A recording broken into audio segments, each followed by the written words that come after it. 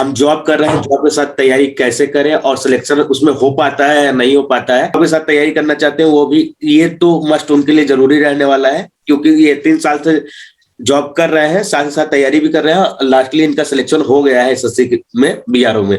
तो कब के पास आउट है आप? एसएससी जेईई 2019 में सिलेक्शन हो गया, तो प्री में आपके स्कोर क्या थे और टेक नॉन टेक में स्कोर आपके क्या थे? जॉब के साथ आपने तैयारी किया तो क्या क्या प्रॉब्लम्स आती है तैयारी करते समय? तो ऑन साइट रिवीजन कैसे करते हैं, उसमें ट्रिक क्या यूज करते हैं? ऑन साइट कैसे रिवीजन करते हैं? मेंस में क्या स्कोर रहा आपका, क्या स्ट्रेटजी रही आपकी मेंस के लिए? आपका स्कोर कितना रहा है एसएससी जेईई मेंस में और टोटल स्कोर आपका कितना था?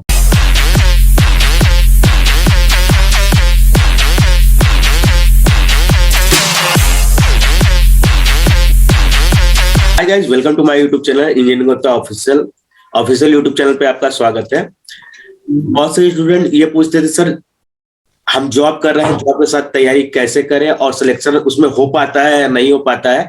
तो उसका आंसर देने के लिए आज हमारे साथ मौजूद है, जिनका हाल ही में सिलेक्शन एसएससी के थ्रू बीआरओ में हुआ है, मिस्टर नवनीत कुमार सर। तो बिल्कुल नवनीत सर, आपका हमारे चैनल में बहुत बहुत स्वागत है। धन्यवाद। नवनीत सर, हम आपसे बहुत से सारे क्वेश्चन पूछेंगे। जो भी स्टूडेंट है लास्ट तक वीडियो देखिएगा, बहुत सारे क्वेश्चन हम पूछने वाले हैं जो आपके एग्जाम्स में किफायत हो सकता है। साथ ही साथ जो जॉब के साथ तैयारी करना चाहते हैं वो भी, ये तो मस्ट उनके लिए जरूरी रहने वाला है, क्योंकि ये 3 साल से जॉब कर रहे हैं, साथ ही साथ तैयारी भी कर रहे हैं। लास्टली इनका सिलेक्शन हो गया है एसएससी में, बीआरओ में। और सबसे पहले हम जानना चाहेंगे, आप कहाँ से बिलोंग करते हैं, आपकी स्कूलिंग कहाँ से हुई है? मैं महाराजगंज डिस्ट्रिक्ट से बिलोंग करता हूँ, जो गोरखपुर के पास की मतलब नियर बाय डिस्ट्रिक्ट है। और मेरी स्कूलिंग 9 to 12 नवोदय विद्यालय महाराजगंज से हुई है। और उसके बाद आपने बीटेक किया? बीटेक कहाँ से किया? उसके बाद 1 साल का मैंने ड्रॉप लिया था कोटा में। कोटा गया था IIT जेईई की प्रिपरेशन के लिए।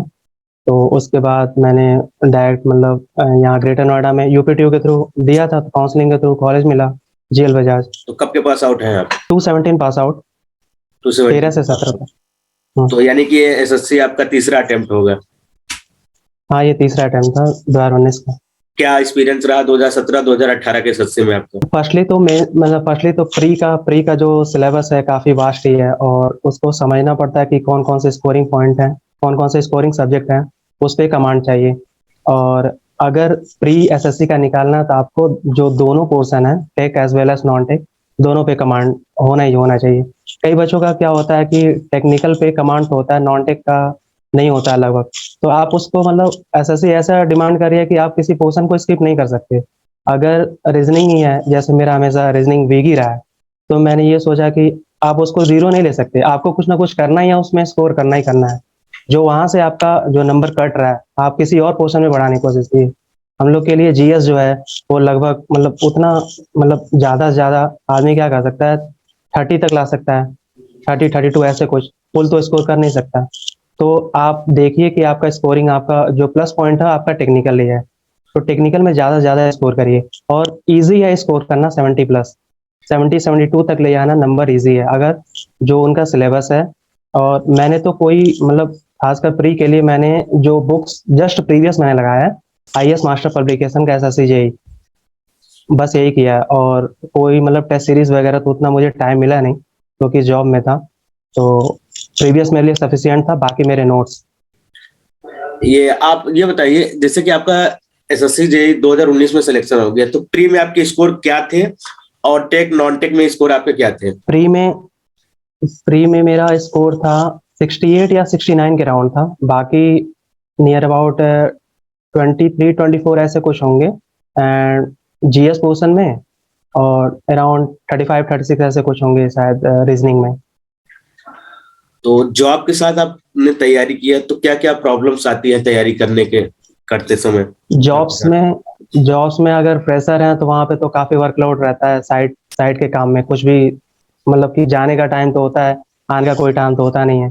तो रेगुलरली अगर 3 से मतलब, अब आदमी थक जाता है, तो अगर 3 घंटे भी निकाल ले, लेकिन वो कंटिन्यू रहे रोज के रोज उसे कुछ ना कुछ लिखना है, अपना प्रिपेयर करना है, पेन डाउन करना है। और साइट पे ऐसा नहीं होता है कि मॉर्निंग के टाइम में क्या होता है कि ज्यादा रश होती है, तो कभी ना कभी 1-2 घंटे निकाल के वो साइट पे अपना चीजें जो रात में पड़ा रहता है उसको वहाँ पे रिवाइज कर सकता है। और सेम चीज शाम को मतलब कुछ ना कुछ आपको न्यू पढ़ना है, सिलेबस एज पर सिलेबस, और उसको रिवाइज भी करते रहना है।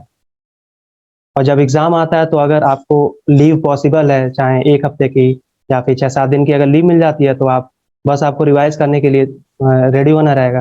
रिवाइज़ हुआ, आप जाके एग्ज़ाम दे सकते हो। तो ऐसे ही मैंने किया। और मेंस में क्या था कि सारी चीज़ें मुझे पता थी। मेंस के लिए भी मैंने ईएस मास्टर का ही प्रीवियस एसएससी के अलावा मैंने कुछ नहीं लगाया। मुझे एग्ज़ैक्टली पता था कि कौन से सब्जेक्ट से क्या-क्या चीज़ें आने वाली हैं, और जैसे कि जो स्कोरिंग है, और मुझे एग्ज़ैक्टली कैसे वहाँ पे लिखना है, ये मैंने पहले से प्रिपेयर कर रखा था, जब मैं जॉब करता था। और जब ऐसा लगा कि पेपर आने वाले हैं, शायद 21 मार्च को पेपर था 2019 का, तो मैंने 12 दिन का लीव ले लिया था। तो सब कुछ तो मेरे पास पहले से प्रिपेयर्ड था, मैंने उसी को बस रिवाइज़ किया और थ्योरी हल्का-फुल्का पढ़ लिया उसी बुक से। तो ऑन साइट रिवीजन कैसे करते हैं, उसमें ट्रिक क्या यूज करते हैं आप, ऑन साइट कैसे रिवीजन ट्रिक, करते हैं? अब जैसे लंच टाइम होता है, पूरे 1 डेढ़ घंटा तो ऐसे रहता ही रहता है, तो उसमें आप अपना लंच जल्दी से फिनिश करके कहीं पे भी, जैसे कि आपने पीडीएफ अपना बना लिया है जो भी है सब्जेक्ट्स का, आप अपने फ़ोन में रखिए और कहीं पे भी मतलब फ्री हैं, जैसे कि काम करा रहे हैं, तो ऐसे स्लाइड करके आप देख सकते हैं। आपके खुद के बनाए हुए नोट्स रहेंगे तो आपके लिए और ज़्यादा ईज़ी रहेगा चीज़ें समझना, और अपने बनाए हुए नोट्स पे ही ज़्यादा प्रेफ़र करें, ना कि किसी और के। क्योंकि चीज़ें आपको बना-बनाया सारा नोट्स आपको मिल जाएगा किसी और के, आप पढ़ोगे फिर भूल जाएगा। मेंस में क्या स्कोर रहा आपका, क्या स्ट्रेटजी रही आपकी मेंस के लिए? मेंस मेंस के लिए मेंस के लिए तो पहले तो ये आपको प्रीवियस पे ये समझना पड़ेगा कौन-कौन से टॉपिक्स हैं जो सबसे इम्पोर्टेंट हैं। जैसे कि आरसीसी हुआ, सॉइल हुआ, बीएमसी हुआ, स्टील स्टील भी यहाँ इम्पोर्टेंट ही है, जहाँ से अच्छे से स्कोर किया जा सकता है, क्योंकि उनका पैटर्न वही प्रीवियस पे ही है, वो ज़्यादा कुछ नया पूछते नहीं हैं। और मेन चीज़ है कि आपको पता होना चाहिए वहाँ पे, क्योंकि इतना टाइम होता नहीं है कि आपको सोच सको कि कुछ नया आपको करना है। आपको जस्ट क्वेश्चन पढ़ना है और उसके बाद शुरू हो जाना है, क्योंकि आपको पता है कि कहाँ से स्टार्ट करना है, कहाँ पे एंड करना है। और एसएससी पे कॉपी उनका स्टेप मार्किंग तो नहीं कहूँगा, वो पहले तो मुझे लगता है कि पहले आंसर ही चेक करते हैं, आंसर मिला तो ठीक है, फुल दे दिया, बाकी उनके मूड पे भी डिपेंड होता है, और तब जाके वो कुछ स्टेप्स पे आते हैं। आपका स्कोर कितना रहा है एसएससी मेंस में, और टोटल स्कोर आपका कितना था?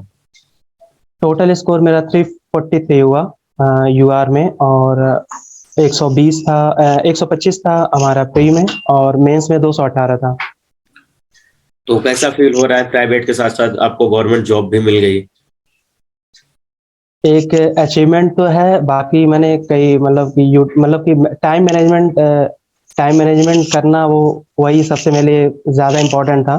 क्योंकि अगर ऐसा स्टडी में एक तो होता है कि अगर आप प्राइवेट नहीं कर रहे हो, मतलब कुछ अगर आप फाइनेंशियली अफोर्ड नहीं कर पा रहे हो कोचिंग वगैरह, तो ये चीज़ है कि आप जॉब के साथ ये चीज़ कर सकते हो, क्योंकि एक मेंटल प्रेशर भी थोड़ा रिलीज हो जाता है, और प्रिपरेशन में थोड़ा बर्डन नहीं होता है, कि क्योंकि ऐसा तो है नहीं किसी को पता है कि हम पेपर दे रहे हैं तो हमारा निकल ही जाए, क्योंकि हमारे जैसे यूथ तो बहुत हैं जो प्रिपेयर कर रहे हैं।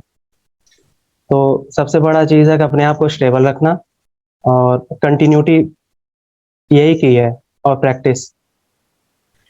जिसके पास बर्डन नहीं होता, मान लीजिए आपके पास बर्डन था, मतलब फाइनेंशियली आप हम्म, नहीं सही थे कि कोचिंग वगैरह करके हम्म, या रूम वगैरह लेकर रहे, जिनके पास ये सारी व्यवस्था हम्म। होती है उनके पास डिस्ट्रैक्शन ज्यादा होता है, मोबाइल होती है, गर्लफ्रेंड्स हो गए, मोबाइल में बहुत सारे एप्लीकेशन हो गए, तो इन सब से कैसे, क्या निर्देश देना चाहेंगे अपने जूनियर्स को जो अब तैयारी करने वाले हैं? एक्चुअली फोन्स तो है, मतलब कि ऐसा भी नहीं है कि बिल्कुल आपको कट ऑफ हो जाना है, मतलब दोस्त हैं, मतलब इतना ज़्यादा प्रेशर नहीं लेना है। एसएससी जो एग्ज़ाम है वो इजी है, अगर सही से अगर कोई अगर लगे तो वो ज़रूर अचीव कर लेगा। सबसे बड़ी बात है कि पैटर्न को समझना कि क्या पूछा जा रहा है, और उसी एरिया में अपने आप को पूरा पूरा डालना कि हाँ, क्या ये पूछा जा रहा है तो मैं यही पढ़ूँगा। और डिस्ट्रैक्शंस की बात है तो हर किसी की लाइफ में होती है, ये मोमेंट है, अ, आप एन्जॉय करो। अब आपको ये डिसाइड करना है कि किस समय पे आपको क्या पढ़ना है, क्या चीज़ें इंपॉर्टेंट हैं। मतलब एक मैनेज भी होता है, कि कई लोग के साथ होता है कि वो मैनेज नहीं कर पाते हैं, और ज़्यादा से ज़्यादा टाइम किसी और को दे सकते हैं, दोस्तों को, या फिर इधर-उधर नॉन सीरियस टाइप का। कुछ होते हैं जो सीरियसली लेते हैं, उनको पता है कि किस टाइम पे मुझे पढ़ना है और किस टाइम पे बात करना है। तो डिसीजन यही है मेकिंग ऐसे पावर मेरा। होनी चाहिए हर स्टूडेंट के पास। हर जब स्टूडेंट कोई को, क्योंकि उनको पता है कि लाइफ है, पहले कैरियर ही सेट करना है। तो ये इम्पोर्टेंट है, क्योंकि यहाँ पे वैसे बर्थ लेने वाले तो बहुत हैं, लेकिन लिमिटेड टाइम है और आपको प्रूव करना है कि आपका एम क्या है, और अचीव करना तो बहुत ज़्यादा ज़रूरी है।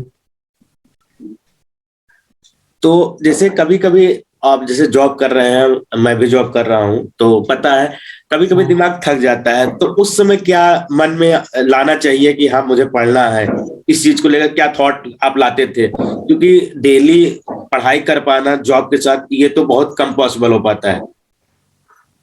डेली तो नहीं पॉसिबल होता था, लेकिन जहाँ जब बात आती है कि अपने एम पे, और जब डू डाई वाली कंडीशन रहे, तो आदमी लग ही जाता है। मतलब ये चीज़ है कि आप बाहर डिस्ट्रैक्शंस की हो जाती है, तो डिस्ट्रैक्शंस भी वो धीरे-धीरे कमी हो जाती है। अगर आप खुद को सोचो कि आप चाहते क्या हो, और आप कहाँ पे इस समय स्टैंड कर रहे हो, और आप क्या अचीव करना चाह रहे हो।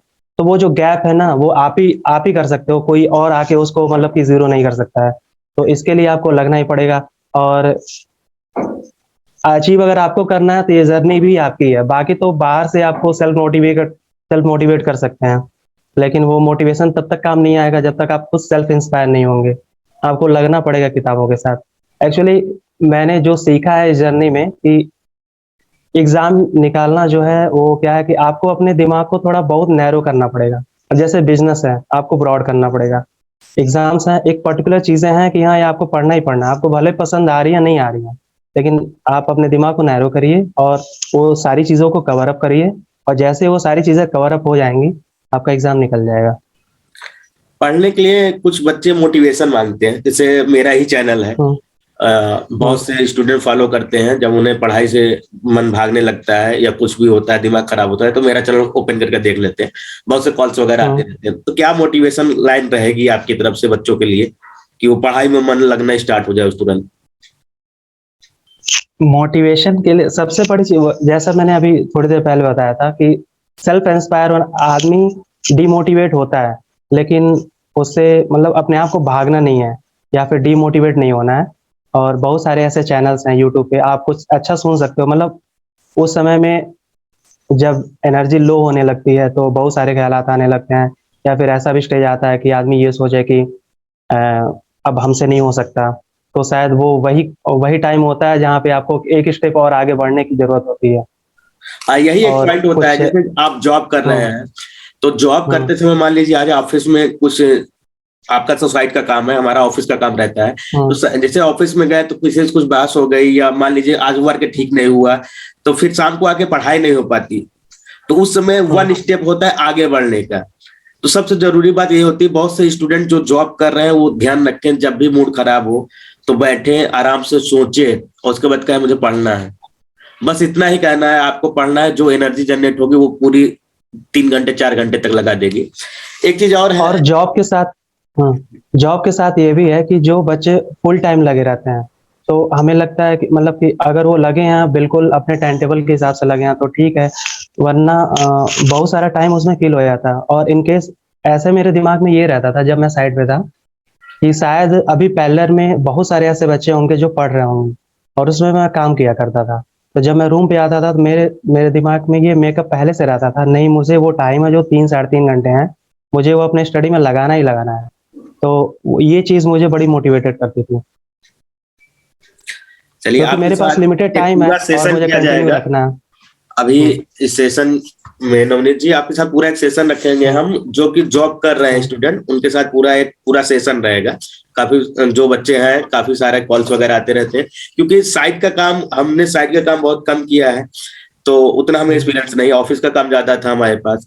तो अब साइट वाला जो एक आध स्टेटस लगा के हम सारे बच्चों को एक साथ इनवाइट करेंगे आपके साथ जूम मीटिंग में। हम्म। जिस दिन देख लेते हैं आपके पास बिल्कुल। टाइम हो तो बच्चों को एक साथ इनवाइट करके हम बुलाते हैं। और बहुत अच्छा लगा नवनीत जी आपसे साथ इंटरव्यू करके। एक लास्ट क्वेश्चन मेरा ये हम्म। रहेगा कि आप हमारे चैनल हाँ। को कब से फॉलो कर रहे हैं या हमें कब से जान रहे हैं? ये यूपीपीएससी एई का एग्जाम था, तो आपका मैंने एक बार मैंने कॉल करके आपका परचेस किया हुआ था बुक वॉल्यूम 1। तो मतलब कि ये भी एक सही है कि एक जगह पे सारे कलेक्शंस कर लेना ए लेवल के जितने भी क्वेश्चंस हैं, तो वो मुझे काफ़ी सही लगा। मतलब मैं पूरा काफ़ी बल्की था, तो मैं पूरा तो नहीं कर पाया, लेकिन थे मतलब एक जगह पे इकट्ठा करना भी बड़ी बात है। इतने रिसोर्सेस एक जगह पे मिल नहीं पाते हैं। डिफरेंट डिफरेंट बुक से कलेक्ट करना, उसका सॉल्यूशन देना, ये भी एक काफ़ी अच्छी बात है आपकी तरफ से। और वीडियोज हमारे चैनल के इंटरव्यूज वगैरह? इंटरव्यूज़ वगैरह तो प्रिपरेशन के थ्रू मैंने देखा था, शायद 2018 में देखा था मैंने। 2018 में? हुँ, चलिए ठीक है, नेक्स्ट इंटरव्यू बहुत ही जल्द आपके साथ होगा। बहुत बहुत धन्यवाद, हुँ, और आशा करते हैं जल्दी आपको दोबारा हम बुलाएं इंटरव्यू के लिए। Thank you.